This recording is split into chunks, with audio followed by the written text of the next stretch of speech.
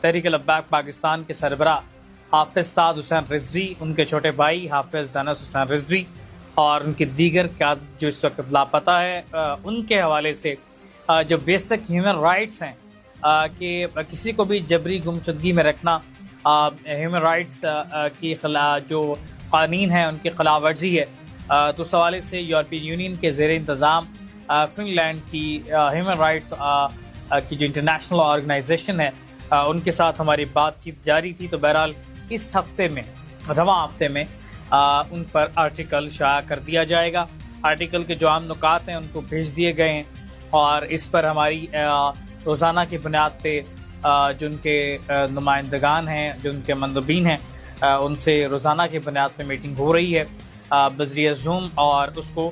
تمام پوائنٹس کو ڈسکس کیا جا رہا ہے۔ کسی بھی پولیٹیکل ویو سے یہ نہیں ہوگا،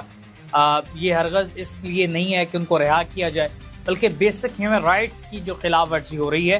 اس پر وہ کہہ رہے ہیں کہ ہم اس پر آرٹیکل شائع کریں گے، کیونکہ کسی کو بھی جبری طور پہ گمشدہ رکھنا یہ ہیومن رائٹس کی قوانین کی خلاف ورزی ہے۔ اس پر وہ آواز اٹھائیں گے اور اس میں اور بھی بہت سارے پوائنٹس ہیں جس پر ڈسکس کیا جائے گا۔ اور ماورائے عدالت کسی کو قتل کرنا،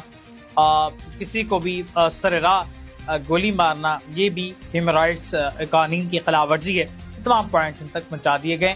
رواں ہفتے میں رائٹ اس پر آرٹیکل شائع کر دے گی، اور لیکن حافظ سعد حسین رضوی صاحب کے حوالے سے آرٹیکل کا کسی یورپی یونین کی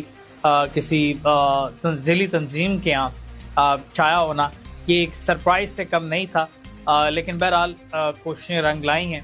اور ان کو ہم سمجھانے میں کامیاب ہو گئے ہیں کہ یہ ایک کوئی ٹیررسٹ پارٹی نہیں ہے، بلکہ ایک پولیٹیکل پارٹی ہے۔ اس کے چیف ہیں حافظ سعد حسین رضوی، اور پولیٹیکل پروپیگنڈے کے تحت ان کو دہشت گرد قرار دیا گیا ہے۔ لیکن چونکہ اگر آپ اپنے ان کو دہشت گرد بھی سمجھتے ہیں تو جبری طور پہ گمشدہ رکھنا یہ تو بیسک ہیومن رائٹس کی خلاف ورزی ہے۔ تو بہرحال مختلف طرح کے پوائنٹس پہ بحث مباحثہ کرنے کے بعد بہرحال اس پوائنٹ پہ ہم لانے میں